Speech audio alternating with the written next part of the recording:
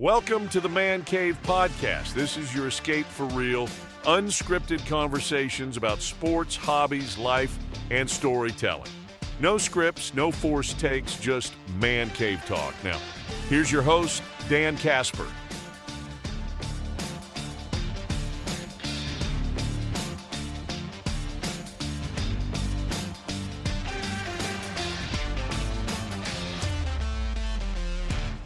Local Sports Roundup brought to you by Carpet City Flooring Center. And we are starting off with some girls high school basketball because we now know who is going to state later on this week and weekend over at Green Bay. Rice Lake is going to be moving on. They are the 1 seed in Division 2. Division 4, Neillsville, also a 1 seed. And Eleva-Strum, Division 5, a 1 seed. Right. So the three local or immediate teams to our area all coming in with a 1 seed or going into that tournament with a 1 seed. Probably no big surprise for anybody who's watched these teams either. No, not at all. I mean, I had the pleasure in the last week to watch all three of them play some basketball. And, Saturday was a crazy day for me. Started at good season by Independence Gilmanton. They lost to Barneveld, but that was in Mauston. Hopped in my car immediately after that game and then drove off to Stevens Point, Spash, to watch Rice Lake beat Shawano to go to state.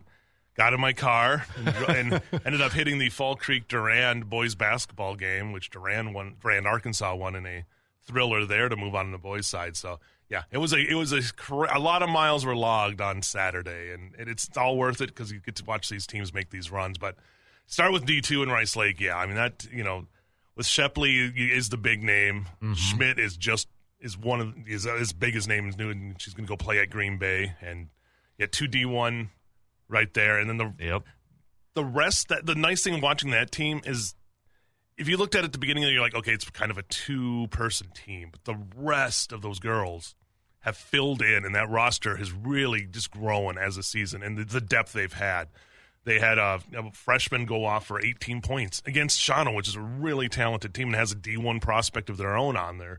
So for them, I think they've earned that number 1 seed again, playing against the Big Rivers.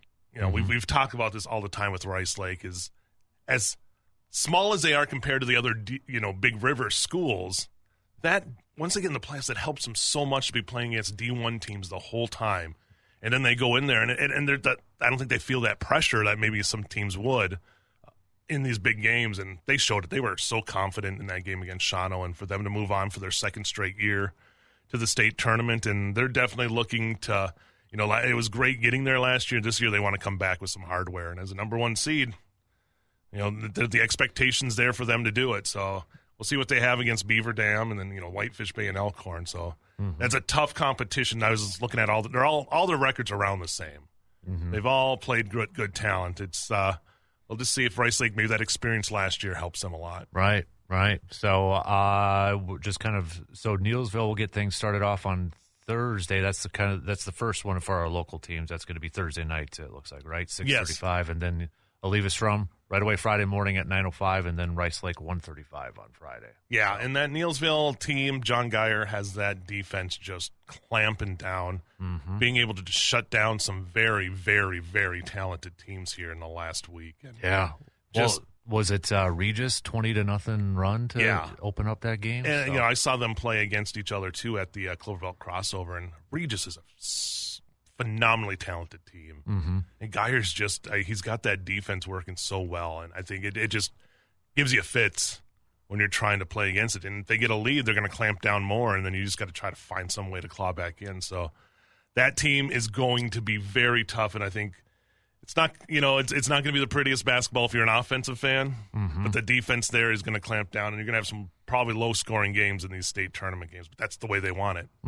Yep. So if it's kind of the old, Dick Bennett style of we're going to play the toughest defense, and if we win 25-21, that's fine with us. At least as long as we're holding you under us, that's the win. I think somebody said he says, offense wins games, but defense wins championships, and they've got a good chance there. Yeah, and absolutely. Then going to D5, Eleva-Strum just continuing in an amazing run now. I believe 29-0, undefeated on the season. Just been playing phenomenal basketball the whole season, big wins the whole way, and now they've got a chance on the biggest stage to continue it.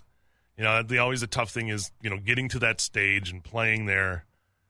Will there be the nerves or anything like that? I don't know if I'll see that with this team. Mm-hmm. That is a team that's got a ton of confidence, and I think going to the Resch Center, they're going to go in and obviously earned the 1 seed there. So right. You got Pacelli right there too. So I would be fun to see. I got to see Barneveld, a team that plays tough defense as well, and against Indy, it was 38-34. I think was the final score there. Okay. So it was a low scoring game. So if that was to be a case, but obviously they got Fall River will give them everything they got, and again. Mm-hmm.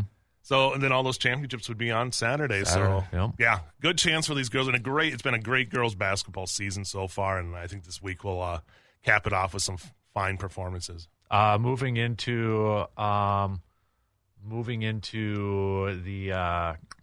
boys side of things, then we've got there's actually some upsets. It looks like over here too. There was a ton of 1 seeds that went the way.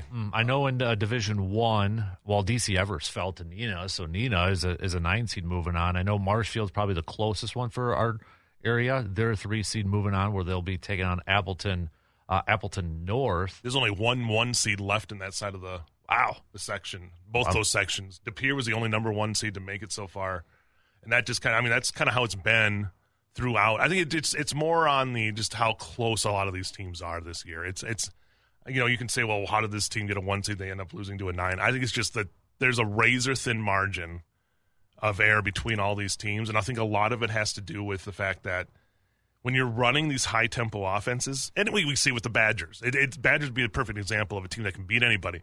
Well, when you're running those high-tempo offenses and you're clicking and you're a 1 seed, it looks great. Mm-hmm. But if you start struggling and that other team's running back, you're giving up those possessions, and that other team starts hitting their baskets, it really opens the door for a lot of these teams to have a chance to pull the upset, and I think that's what we really saw here in the last couple brackets here in the boys tournament. Well, and then in Division 2, this should be kind of a fun one. Menominee taking on New Richmond. Right. You got some BRC rivals there. New Richmond making the run to, beat River Falls, how good that had to feel for them, just that regionally rivalry that they have there, too. So now a Menominee team that's been really playing well. Mm-hmm. And so, yeah, again, you look at it, and Notre Dame's a 1 seed. A couple more 1 seeds on the other side, but on the left side of that bracket, West Salem, the 4 seed, beat Onalaska, the 1 seed. La Crosse Central's the 2 seed. We are looking at it's just expect the unexpected. Mm-hmm. Really, that's what I think is going to happen here when you get to this level, especially with all the upsets that have been pulled. Well, then, speaking of upsets, Division 3, St. Croix Central's a top seed, moves on, but you scroll down to the bottom, Stanley-Boyd upsetting Altoona, which was a top seed, so Stanley-Boyd moves on to take on GET.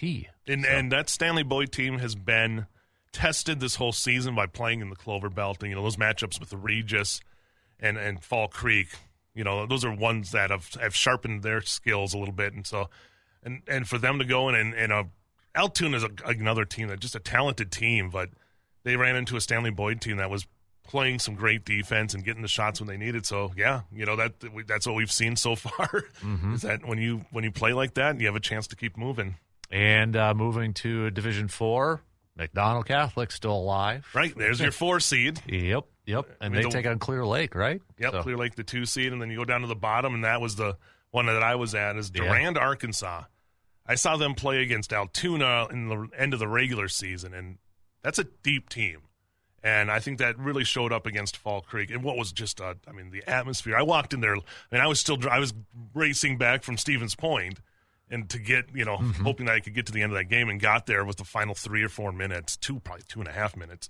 But, man, what an atmosphere. It was as loud as you can imagine. Half of Durand-Arkansaw was there, half of the whole stands were filled. So it might have been more than half of the city was there. But, man, it was so loud. And for Durand-Arkansaw, that's a big win to go into Fall Creek and get that victory. And now they have to do the same thing. Come here to Eau Claire, it'd be at Memorial, but they got to take on Regis, a team that has been, that was put 100 points up. The last 2 games, they scored 99 and 91. Wow. So that's an offensive team that's, obviously we've seen them all season be able to play some great. The Ristlers in that team there, Cooper, and we've seen them put up big points, but Durand-Arkansaw is scrappy, and I think that's not going to be a high-scoring game. I think that's going to be a game that, if you're Durand-Arkansaw, you want to keep it kind of like they did over Fall Creek. Keep it in the low 40s, low 50s, low 40s, and give yourself a chance there. Right. Then to Division 5, Turtle Lake, top seed still moves on. Looking to get back to state, and they've been cruising so far. We'll run into a Drummond team, and I can't really say I know a whole lot about Drummond, but if you look at what they've been doing, 62-20, 64-25, 50-43. So some convincing wins over Bruce and Webster and their Lacoudere in their first game. So, this is going to be a tough matchup. I think Turtle Lake, obviously being might have a little more knowledge on them, but I think that'll be a tough one in Spooner. And then I got to give a little shout out there because this is like Taylor County area, further down, Rib Lake and Prentice. You want to talk about a regional matchup there? Of course, they got to meet in Medford because that's probably the only other gym that's the neutral one over there. But that got to give a shout out to that one too. Yeah, so, big win for Prentice over Columbus Catholic to get there, and then Owen Withey pulled off a couple of ups, beat number one Loyal, but then Rib Lake comes and gets a 10-point win. So, again, what a great time of year. And then you go on the other side, CFC still going. Yep. 3 seed. They'll take on Assumption. That'll be in BRF, Black River Falls. So, this is – the upsets aren't done. Yeah. Yep. That's a good way to put it. Yeah. So there's a lot of these teams that have been playing great and hitting their stride at the right time, and see what that means here coming towards the sectionals. I know state hockey just wrapped up this past weekend and such, and I know we didn't really have a whole lot of, local teams there, but, we had in Division 1, Edgewood defeated Stevens Points. 7-4, and then in Division 2, Northland Pines defeated Amory Co-op, and then on the give credit to Amory, great season for them. They got back down again, and that's a team that you'll see if they. I don't know if they'll get bumped up to D1 or not, but they can stay in D2. That would be big for them. And then on the girls' side, River Falls Co-op falling in the championship game to De Pere Co-op. Yeah, and they put up a great fight. That Green Bay United team is stacked, but the Fusion didn't back down and just got edged by that one goal. So great performance by them. Yeah, definitely. So and I know we just had gymnastics too, which I know Eau Claire state gymnastics going on over the weekend. Eau Claire had a great performance. They had good individual performances. Rice Lake there as well. So I think it was GT. There's a lot of great teams there. So starting to wrap up that winter season. It doesn't feel like it though. Like it's wrapping up, but there's so much to go, so much meat left on the bone right now with all the basketball. We had state team wrestling. That's right. Yeah, over the weekend too. So it was this was that culmination point where everything was kind of going on at once, and now it's basketball the next couple of weeks here. But a lot of meat left on the bone with the basketball, and we'll see where these local teams do for us. And then I know Brandon said Friday too, like track and field practice starts this week. Oh yeah. So. Oh no, don't forget. And then you throw in, we have plenty of stout men's hockey getting into the NCAA tournament. They will host. Yep. That's huge. River Falls women's hockey beating the Blue Golds, and that River Falls team, that'd be probably another one of those favorite teams going into that women's tournament there. And I think is there a couple of WIAC teams from the women's basketball that are in the Sweet 16 indeed, too? Yeah. So. UW lacrosse, both the men's and women's teams making it to the Sweet 16. So, it's so much going on. And then I don't want to forget. Now, there are people that apparently think we're forgetting about the Blue Gold softball team.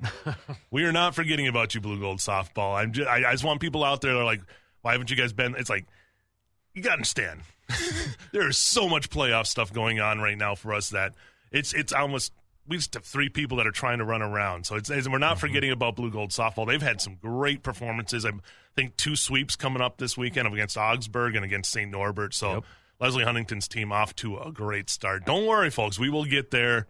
Definitely, there'll be plenty of coverage there. It's just, right now it's really tough with all the playoff stuff going on. We're trying to run around as much as we can to get all of that, and obviously games aren't just here in Eau Claire. Right. Like my weekend of, me going to Mauston, Stevens Point, to get these games. So don't worry. We're not forgetting about them by any means. Exactly. Keep up the good work, man. I got to mention, though, too, Blue Gold, how about shout out to the gymnastics team because they punched their ticket to the NCAA National Championship. First time since 2012-13 season. Yeah, and that's the thing. There's that Blue Gold's performances that they've just had. It's like, again, there's so much great stuff going on right now, and just tell you why March is really like a paradise for sports. Yeah, and we got to give a shout out to Izzy from the wrestling team, right? I know Brandon just wrote a piece on him for the Chippewa Herald and such, but wrapping up that wrestling season too. So a lot of good stuff going on. Yes, indeed. So good stuff, Justus. That's your local sports roundup brought to you by Carpet City Flooring Center.